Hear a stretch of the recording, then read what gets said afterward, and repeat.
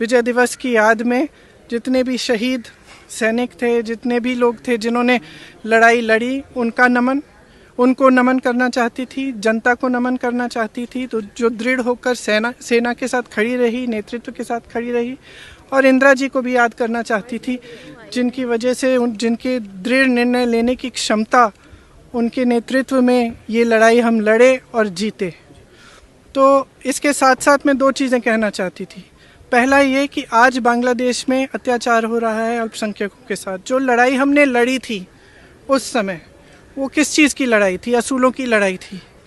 लोकतंत्र का असूल, जिसके ऊपर अत्याचार हो रहा है उसके खिलाफ लड़ने का असूल, मतलब अत्याचार के खिलाफ लड़ने का असूल, ये असूल थे।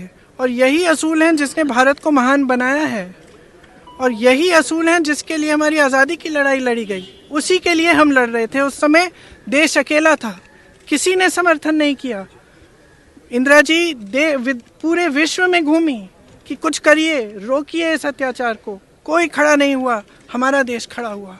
इंदिरा जी खड़ी हुई, हमारी सेना खड़ी हुई, हमारी जनता खड़ी हुई। और मैं इस विषय में कहना चाह रही थी कि आज भी बांग्लादेश में आज अत्याचार हो रहा है हिंदुओं के खिलाफ, ईसाइयों के खिलाफ, अल्पसंख्यकों के खिलाफ।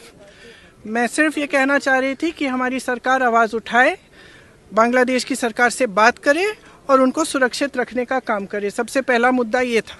दूसरा मुद्दा ये था कि आज सेना के हेडक्वार्टर से आज के दिन आप वो तस्वीर उतार रहे हैं जो वहाँ पे इतने समय से टंगी हुई है, जिसमें पाकिस्तान की सेना आत्मसमर्पण कर रही है भारतीय सेना के सामने। और वहाँ उस तस्वीर में field marshal Manekshaw, general Arora, brigadier K S. Chandrapur ji हैं। उनका अपमान आज, मतलब अब ये सब चीज़ें देखिए, बार बार हम कहते हैं ये देश का मुद्दा है, देश के गर्व की बात है। तो इसमें आप राजनीति क्यों कर रहे हैं? और हमारी मांग है कि वो तस्वीर वापस टांगी जाए उधर। इतिहास क्यों बदलना चाहते हैं? अब ये देखिए, इनका काम है, इतिहास बदलना है, इतिहास मिटाना है।